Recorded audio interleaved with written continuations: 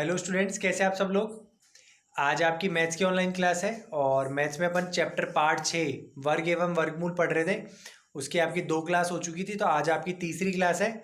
और अपन ने प्रश्नावली 6.1, 6.2 और 6.3 के कुछ सवाल कर लिए थे। तो आज की क्लास में अपन 6.3 के बचे हुए क्वेश्चंस करेंगे। तो आइए स्टार्ट करते हैं। चलिए स्टूडेंट्स, तो अपन ने वर्ग के बारे में पढ़ लिया था, ठीक है। वर्ग पढ़ लिए थे शुरू में। और वर्गमूल, जैसे 6 का वर्ग करें, वर्ग का मतलब घात 2 लगाना, तो 6 का वर्ग क्या होगा 36।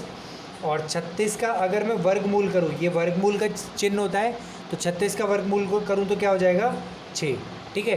ये चीज़ पढ़ा था अपन ने। और वर्गमूल करने के 3 तरीके मैंने बताए थे, गुणनखंड तरीका, बार बार घटाने का तरीका और भागफल तरीका। गुणनखंड तरीका आप मैं बता चुका हूँ आपको, बार बार घटाने का और भागफल अपन अगली एक्सरसाइज में पढ़ेंगे, ठीक है। तो गुणनखंड तरीका मैंने एक बार मैं बता दूं, जैसे 36 का कैसे कराएंगे। अगर गुणनखंड तरीके से अब अगर अपन को वर्गमूल निकालना है तो अपन क्या करेंगे, 36 के अपन पहले गुणनखंड निकालेंगे। 2 के फाड़े में आएगा 18 बार, फिर 2 9 बार, फिर 3 3 9, फिर 3 एकम 3।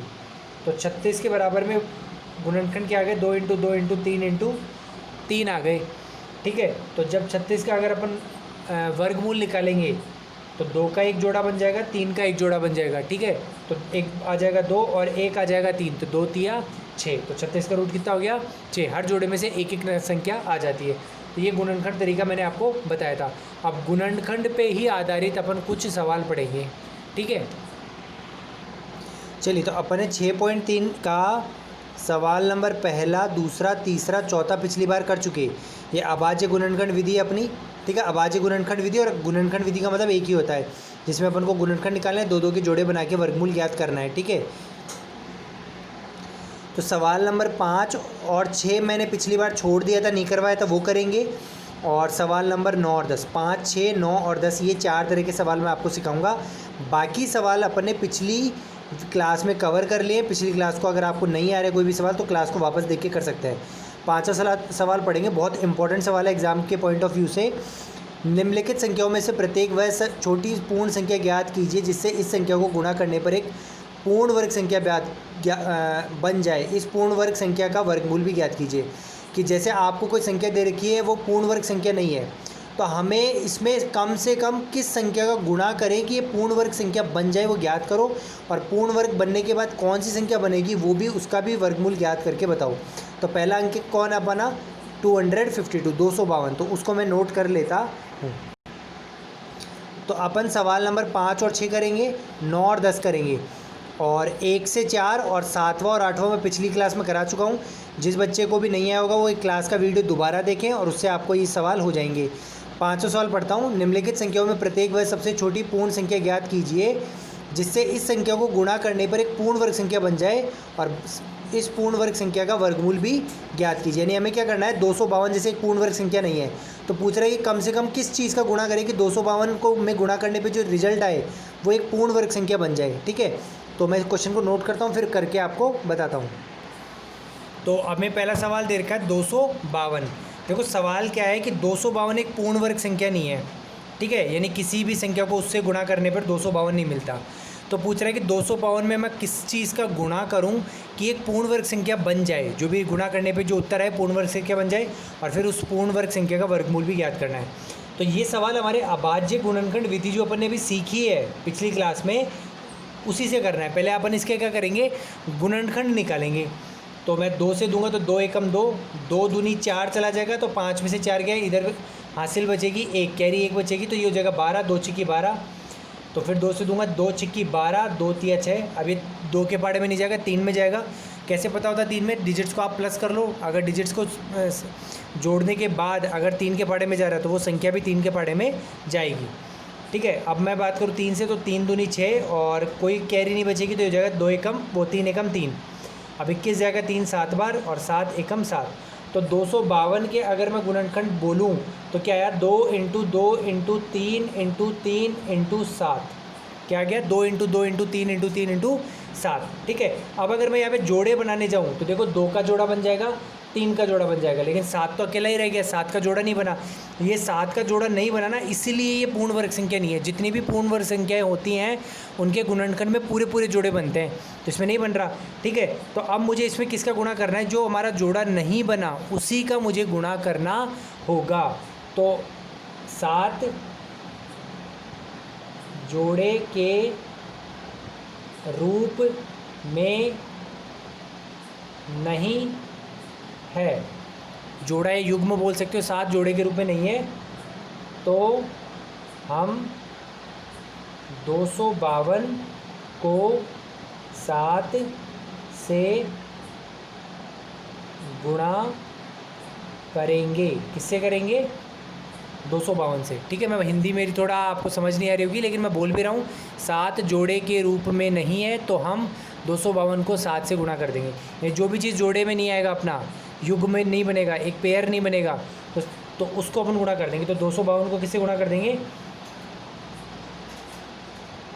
7 से। अगर यहाँ 5 आता तो 5 से करते, 3 आता तो 3 से कर देते, ठीक है। जो भी जोड़ा नहीं बनेगा उसको गुणा कर देंगे। तो 252 को 7 से करेंगे तो 7 दूनी 14, हाथे की 1, 7 मुझे 35, 36, 7 दूनी 14 और 17, 7 पंजे 35 और 1 हो जाएगा 36, कैरी 3, 7 दूनी 14, 17, 1764 हो गया। यानी कि 252 को किससे गुणा करेंगे, 7 से गुणा करेंगे तो 1764 मिल जाएगा। और 1764 एक पूर्ण वर्ग संख्या है। और जब वो कह रहा है कि 1764 के वर्गमूल ज्ञात करो, तो 1764 के जो गुणनखंड आएंगे तो वो गुणनखंड आपको अब निकालने की ज़रूरत नहीं है। जो आपने ये गुणनखंड आए थे वही लिख दो, 2 × 2 × 3 × 3 × 7, और जो अकेला था उसको भी जोड़े के रूप में लिख दो। क्यों, क्योंकि 252 में 7 तक आएगा और 252 में अपन ने 7 का गुणा ये बन गया, तो इसके गुणनखंड में ये सब तो आएंगे ही, एक एक्स्ट्रा 7 और आ जाएगा। तो जो नई संख्या बनेगी उसके गुणनखंड आपको यहाँ पे ऐसे इस तरीके से निकालने की ज़रूरत नहीं है। तो अब अगर मैं 1764 का वर्गमूल ज्ञात करूँगा तो एक 2 का जोड़ा बन गया, एक 3 का जोड़ा बन गया और एक 7 का जोड़ा बन गया। सब कुछ जोड़े में बन जाएगा। तो एक 2 आ गया, इस जोड़े में से 3 आ गया और इसमें से 7 आ जाएगा। तो 2 3 6 और 6 7 42, क्या आ जाएगा, 42। तो 42 इस 1764 का क्या है, वर्गमूल है। यानी 42 को 42 से गुणा करूँगा तो 1764 मिलेगा, ठीक है। तो इस तरीके से आप सवाल नंबर 5 को कर सकते हो। मैं एक सवाल आपके लिए और कर देता हूँ। चलिए मैं एक सवाल और लेता हूँ। 1008 ले लिया मैंने, ठीक है। तो भाई 1008 एक पूर्ण वर्ग संख्या नहीं है, और 1008 को अगर मैं किससे गुणा करूँ कि पूर्ण वर्ग संख्या बन जाए, तो पहले 1008 का क्या करेंगे, गुणनखंड निकालेंगे। 2 5 बार जाएगा, 2 पंजे 10। अब ये 0 का 0 एज इट इज हो जाएगा, 2 चौके 8, फिर ये जाएगा 2 दूनी 4, फिर जाएगा क्योंकि लास्ट में 4 है तो 2 से जाएगा, तो 2 दूनी 4 और 5 में से 4 गया तो हासिल इधर रह जाएगी 1। तो 1 जब 0 के आगे लगेगा तो हो जाएगा 10, तो 2 पंजे 10 जाएगा फिर, और कुछ भी हासिल नहीं बची तो 2 दूनी 4, ठीक है। उसके बाद बात करेंगे तो फिर वो 252 का तो अभी अपन ने निकाला ही था, ठीक है। तो 252 का क्या हो जाएगा, 2 एकम 2, 2 दूनी 4, 2 छिकी 12, 2 छिकी 12, 2 तिया 6, फिर 3 में जाएगा, 3 दूनी 6, 3 एकम 3, फिर 3 7 21, 7 एकम 7। तो 1008 की जो हमारे गुणनखंड आए वो क्या क्या है, 1 2 3 4 बार तो 2 है, 1 2 3 4। उसके बाद 3 × 3, मेरे पास जगह नहीं तो नीचे लिख रहा हूँ, × 7, ठीक है। तो देखो 2 का जोड़ा बन गया, 2 का जोड़ा बन गया, यहाँ पे 3 का जोड़ा बन गया, 7 फिर रह गया, ठीक है। तो क्योंकि 7 जोड़े के रूप में नहीं है तो अपन तो 1008 में किसका गुणा करेंगे, 7। यहाँ पे 7 ना बच के 5 भी बच सकता है, 3 भी बच सकता है, कुछ भी बच सकता है। हो सकता है कि ये जोड़ा बन जाए, बीच में कोई जोड़ा के रूप में ना रहे, तो जो जो नहीं रहेगा उसका अपन गुणा कर देंगे, ठीक है। तो अपन लिखेंगे 7, या सीधा आप लिख सकते हैं अतः हम 1008 को 7 से गुणा करेंगे। तो 1008 को अपन 7 से गुणा कर लेंगे तो क्या जाएगा, 7 8 56, 0 का 0, 7 0 0, 7 1 7, 7056 आ जाएगा।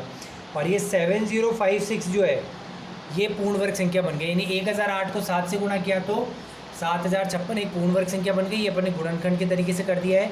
अब 7056 का वो कह रहा है कि जो संख्या बनी है उसका वर्गमूल भी ज्ञात करो। तो तो इसके गुणनखंड क्या आ जाएंगे, यही आ जाएंगे 2 into 2 into 2 into 2 into 3 into 3 into, और जो 7 अकेला था वो भी जोड़े के रूप में आ जाएगा। तो 7056 का जब अपन गुणनखंड वो वर्गमूल निकालेंगे, 1 जोड़ा 2 जोड़ा 3 और 4, तो एक 2 का बन गया, एक और 2 का बन गया, एक 3 का बन गया और एक 7 का बन गया। ठीक है, तो 2 दूनी 4, 4 तिया 12 और 12 सत्ते 84। तो 84 वो संख्या है जिसको आप वर्ग करेंगे अपन, उसी से गुणा करेंगे तो हमें 7056 मिलेगा। तो इस तरीके से आप सवाल नंबर 5 के बाकी सारे सवाल कर लेंगे।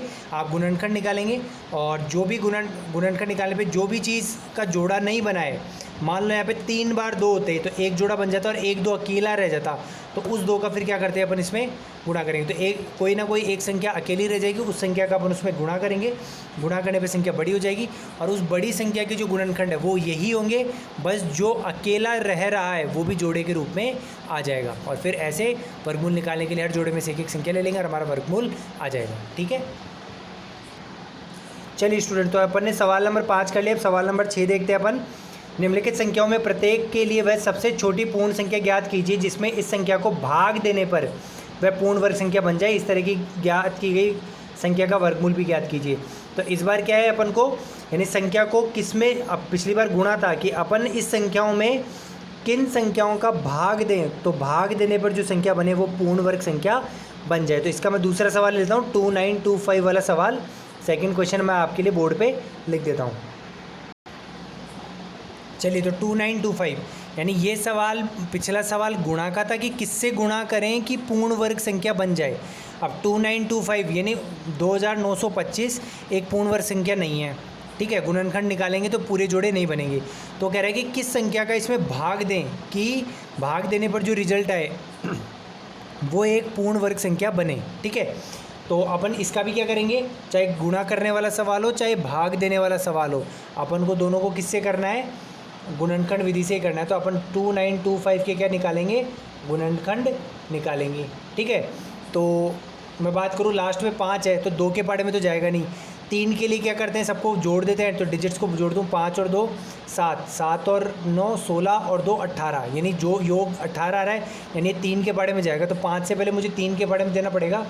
अब एक साथ 2 डिजिट जाएंगे क्योंकि 2 तो छोटा है, तो 3 नाम 27 हो जाएगा। अब 29 में से 27 चला गया तो कितना बचा, 28 29, 2 बचा। तो इस 2 को इसके आगे छोटा सा देखेंगे तो ये हो गया 22। तो 22 तो जाता नहीं, 3 सत्ते 21 जाएगा।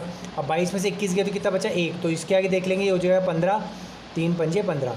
आप साइड में डिवाइड करके भी देख सकते हो, लेकिन ये वाला डिवाइड आप 8th क्लास में आ चुके तो आपको आना चाहिए। अब 9 और 7 16, 16 और 5 21, यानी ये फिर 3 के पाड़े में जाएगा। तो 3 3 9, कुछ भी नहीं बचा। तो इसमें देंगे 3 दूनी 6, 7 में से 6 के तो 1 बचा, इसके आगे देख लेंगे तो क्या जाएगा 15, 3 पंजे 15, 5 6 7 8 9 10, यानी इसका योग अब 10 हो रहा है। अब 10 3 के पाड़े में नहीं आता, तो यानी ये भी 3 के पाड़े में नहीं आएगा। अब मुझे देना पड़ेगा 5 के पाड़े से। 5 छिक्का 30, क्योंकि 3 छोटा है, एक साथ 2 ले लेंगे। तो 5 छिक्का 30 और 32 में से 30 गया तो बचेगा 2, तो 2 इसके आगे लगेगा तो हो जाएगा 25, 5 पंजे 25। फिर आ जाएगा 5 एकम 5, फिर बचेगा एक तो 5 तिया 15, और फिर ये आ जाएगा 13 एकम 13। ठीक है, आप ऐसे लाइनें खींच सकते हो ताकि आपको कन्फ्यूजन ना हो। तो ये 13 एकम 13 चला जाएगा, क्योंकि 13 एक किसी की भी पाड़े में नहीं आता। ठीक है, तो अब मैं 2925 के गुणनखंड लिखूँ तो आ जाएगा 3 गुणा 3 गुणा 5 गुणा 5 गुणा 13। क्या गया, 3 इंटू 3 इंटू 5 इंटू 5 इंटू 13। तो देखो 3 का जोड़ा बन गया, 5 का जोड़ा बन गया, 13 का नहीं बना। अब ये सवाल हमारे अगर गुणा करने वाला होता तो 13 का गुणा करते। अब सवाल किसका है कि किस संख्या का भाग दें, तो जो भी हमारा जो जोड़ा नहीं बनेगा, पिछली बार उसका गुणा कर देते, अब की बार इस संख्या का छठे सवाल में क्या कर देंगे, भाग दे देंगे। यानी 13 का 2925 में भाग देंगे तो एक पूर्ण वर्ग संख्या बच जाएगी। तो अपन लिखेंगे, अतः हम 2925 में यानी 2925 में 13 का भाग देंगे। तो 2925 डिवाइड बाय 13 से आप भाग दे दोगे तो देखो भाग देने पे क्या बचेगा, 13 को हटा दो और बाकी जो गुणनखंड है इसके, इनको गुणा कर लो। 3 तिया 9, और ये हो जाएगा 5 × 5 25, और 25 को 9 से करोगे तो आएगा 225। आप साइड में 2925 में 2925 में 925 में 13 का भाग दे दोगे तो भी 225 आएगा। लेकिन ट्रिक क्या है, देखो ट्रिक बता देता हूँ कि आपने जो गुणनखंड लिखे थे 295, उसमें 13 को हटा दो और बाकी सबको गुणा कर लो, तो वही बचेगा डिवाइड में। तो 5 × 25, 25 × 3 75, और 75 × 3 225 आ गया। ठीक है, तो यानी 2925 में 13 का भाग दिया तो 225 एक पूर्ण वर्ग संख्या बन गई। अब इस 225 का वर्गमूल क्या होगा वो भी ज्ञात करना है। तो 225 के गुणनखंड क्या बचेंगे, अब 13 को हटा दो और बाकी को लिख दो, 3 × 3 × 5 × 5। पिछली बार क्या हो रहा था गुणा वाले सवाल में कि जिसका जोड़ा नहीं बना था वो जोड़े के साथ में यहाँ पे आ जाता, लेकिन भाग में क्या होता है कि जिसका जोड़ा नहीं बना वो गायब ही हो जाता है, वो हमारे इसमें नहीं आता। गुणा में तो वो जोड़ा बन के आ जाता है यहाँ पे, और भाग में वो आता ही नहीं है। वो क्या हो जाएगा, क्योंकि भाग देते तो हट ही गया, सिर्फ क्या रहेगा 3 × 3 × 5 × 5। तो 225 का जब मैं वर्गमूल ज्ञात करूँगा तो एक 3 का जोड़ा बन गया, एक 5 का जोड़ा बन गया, तो आता जाएगा 3 × 5 15। ठीक है, तो इस तरीके से आप भाग वाले सवाल कर सकते हैं। ठीक है, तो क्वेश्चन नंबर 5 हो जाएगा, क्वेश्चन नंबर 6 हो जाएगा। अब अपने बचे क्वेश्चन नंबर 9 और क्वेश्चन नंबर 10। तो 9 और 10 एक जैसे है, मैं दोनों में से आपको एक सवाल करके बताता हूँ। क्वेश्चन नंबर 9 लिख रहा हूँ और वैसे ही आपका सवाल 10 है। चलिए, तो मैंने आपके लिए सवाल नंबर 9 लिख दिया है। ऐसा ही अपना 10वां सवाल होगा। वह सबसे छोटी वर्ग संख्या ज्ञात कीजिए जो 4, 9 और 10 से विभाजित हो जाए। यानी ऐसे संख्या बतानी है जो 4 से भी विभाजित हो जाए, 9 से भी, 10 से भी, लेकिन वो संख्या क्या होनी चाहिए, एक वर्ग संख्या होनी, पूर्ण वर्ग संख्या ज्ञात होनी चाहिए। तो देखो 4, 9 और 10 तीनों से विभाजित हो जाए तो उस संख्या को बोलते हैं उसका लैस। 4, 9 और 10 का लैस वो संख्या होगी जो 4, 9 और 10 तीनों से विभाजित हो जाती है। लेकिन लैसे कोई ज़रूरी नहीं है कि पूर्ण वर्ग संख्या हो। तो पहले तो अपन 4, 9 और 10 का लैसे ज्ञात करेंगे, और वो पूर्ण वर्ग संख्या नहीं होगी तो उसको फिर अपन पूर्ण वर्ग संख्या में तब्दील करेंगे। ठीक है, तो पहले मैं 4, 9 और 10 का लैसे निकालने का तरीका बताता हूँ। 4, 9, 10 का लैसे देखो ऐसे निकाला जाता है। आप 8th क्लास में आपको आता है लैसे निकालने का। क्या होता है कि दोनों को कॉमा, तीनों संख्याओं को कॉमा लगा करके लिख लो। अब तीनों को मुझे एक एक एक करना है, तो सबसे पहले 2 का भाग दूँ, 2 दूनी 4, ये जाता नहीं है, जो जाता नहीं है उसको एज इट इज़ नोट कर लेते हैं। 2 पंजे 10, फिर ये जगह 2 एकम 2, 9 जाता नहीं है, 5 भी जाता नहीं है। अब बात करेंगे 3 की, तो ये जगह ये 1 हो चुका, 3 3 9, और ये 5 जाता नहीं है। फिर 3 आ जाएगा तो ये 1 हो गया, 3 एकम 3, फिर 5 नहीं जाता। अब 5 का फट देंगे तो 1 1 और 5 एकम 5। ठीक है, तो अपना लैसे क्या हो गया, 2 इन सब का गुणा, ये हमारा 2 लैसे होता है, 2 × 2 × 3 × 3 × 5। ठीक है, 2 × 2 × 3 × 3 × 5 हमारा लैसे हो गया। इसको गुणा कर लेता हूँ, 2 दूनी 4, 4 तिया 12, 12 तिया 36, और 36 पंजे 180। कितना हो गया, 180। यानी 180 वो संख्या है जो 4, 9 और 10 से विभाजित हो जाएगी। लेकिन हमें संख्या नहीं बतानी, हमें बतानी है वर्ग संख्या। अब 180 कोई वर्ग संख्या है ही नहीं, किसी का वर्ग करने पे 180 आता ही नहीं।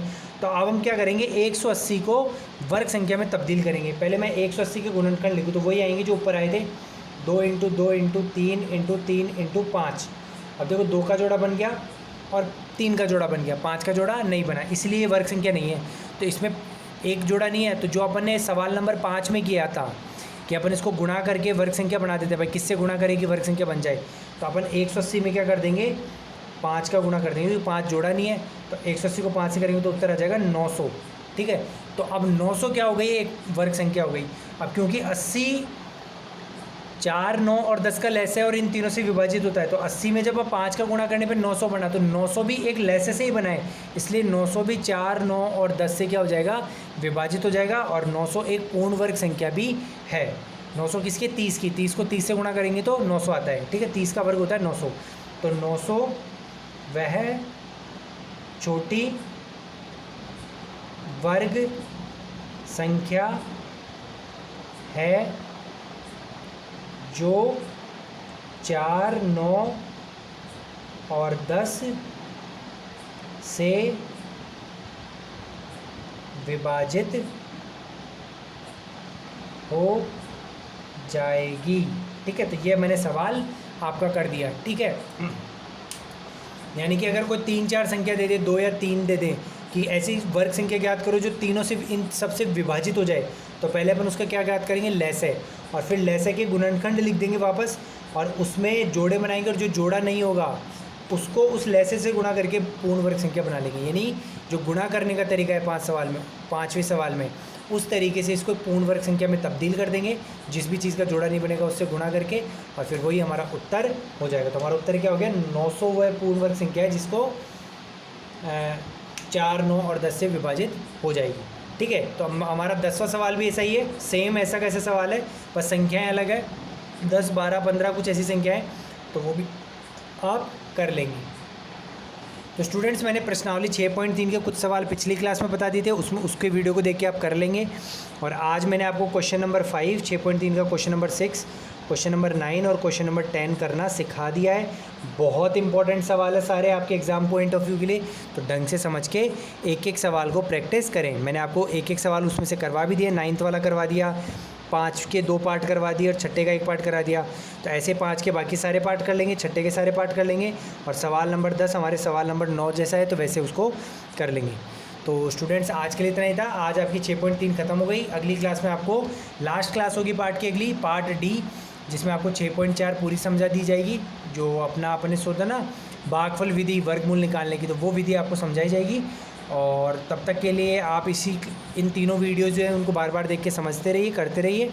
वीडियो को लाइक करें, शेयर करें, चैनल को सब्सक्राइब करें, और कोई भी प्रॉब्लम हो तो डाउट्स हमसे पूछें, हम आप बैठे हैं आपके सारे डाउट सॉल्व करने के लिए। तो आज के लिए बच्चों, thank you, have a nice day.